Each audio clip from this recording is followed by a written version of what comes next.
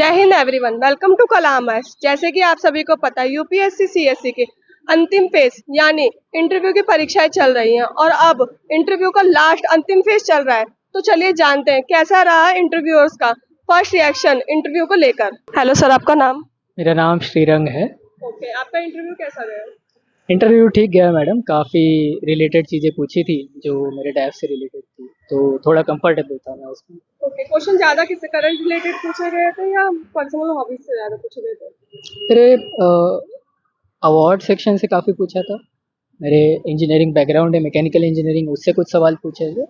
और जो रिसेंट में एक दो इवेंट्स हुए हैं, जैसे डिलिमिटेशन हो गया या फिर गवर्नर हो गया, उससे रिलेटेड क्वेश्चन पूछे। एज मेरे डैफ में ड्रोन्स के बारे में लिखा था, तो उससे रिलेटेड काफ़ी नए क्वेश्चंस भी थे एंड उससे रिलेटेड मे बी रिपीट भी हुए होंगे, I don't know, but there were a variety of questions and काफ़ी अलग अलग टाइप के क्वेश्चंस पूछे थे। तो मतलब आपको कितना प्रेशर फील हो रहा था या रिलैक्स हो रहा था कि मैं आपका इंटरव्यू बहुत एंड में है, तो काफी 3 महीने लगातार हो चुका है, तो ये होता है ना कि हाँ थोड़ी सी हेल्प हो गई हो या अब रिजल्ट आने वाला तो उसका प्रेशर ज्यादा हो रहा है? प्रेशर तो नहीं था बट स्ट्रेस था, लाइक इतने टाइम तक प्रिपेयर करना, वेट करना अपने चांस के लिए, तो वो इशू है। एंड रिजल्ट के लिए भी वेट करना, एंड एक्चुअली मेरा फॉरेस्ट का भी इंटरव्यू है 8 दिन बाद, सो उसकी भी तैयारी करनी पड़ेगी, तो उसका अलग स्ट्रेस है। बट अभी अगर पूछे तो थोड़ा रिलीफ है कि इंटरव्यू देने के बाद अच्छा लगेगा। तो जैसे अब प्री आने वाला है तो आप इसके साथ प्री की भी प्रिपरेशन कर ही रहे होंगे मोस्टली तो? एक्चुअली फॉर्म भरा है एंड बट अभी सोचा नहीं कि अटेम्प्ट दे कि नहीं दे। तो आप पूरी तरह प्रिपरेशन सिर्फ इंटरव्यू की कर रहे थे या प्री की भी कर रहे थे साथ साथ? मोस्टली इंटरव्यू के लिए। मोस्टली इंटरव्यू की। ओके, आप ऑप्शनल के बारे में बताएं कि उसकी प्रिपरेशन कैसे करी आपने? मैकेनिकल का जो ऑप्शनल है उसमें मोस्टली जो इशू रहता है कि नंबर ऑफ बुक्स जो अवेलेबल है मार्केट में, उसमें हमें एग्जैक्टली पता नहीं चलता कि क्या पढ़ना है क्या नहीं पढ़ना है। तो मैंने कोचिंग करी, उसमें मैकेनिकल के पूरा 6 महीने का कोर्स था, तो मोस्टली फिर उसी कोचिंग से मुझे फ़ायदा हुआ। एंड तो मैकेनिकल ही क्यों चूज किया आपने, कुछ और सब्जेक्ट क्यों नहीं चूज किया?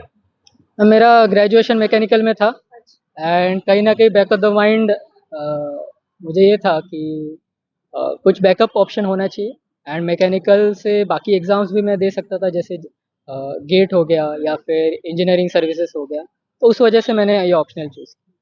तो जैसे आपने मेंस की प्रिपरेशन करी, कौन सा अटेम्प्ट था आपको? ये मेरा 5th अटेम्प्ट था। तो आपने प्रिपरेशन कैसे करी मेंस की, प्री की, तो एस्पिरेंट्स को थोड़ी हेल्प हो?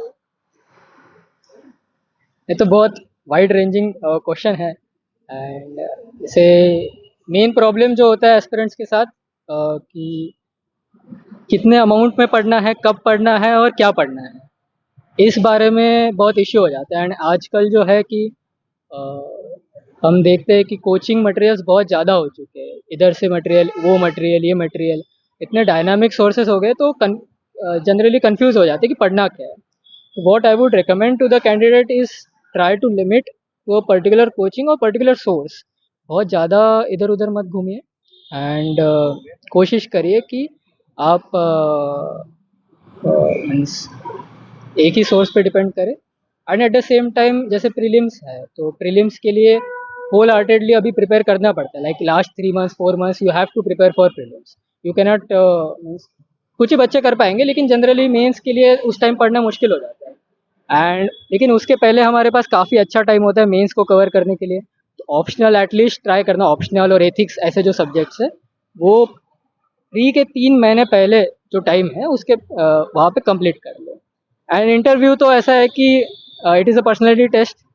You just for interview what I would recommend, if you have to start preparing from early itself, तो ट्राई टू क्वेश्चन थिंग्स।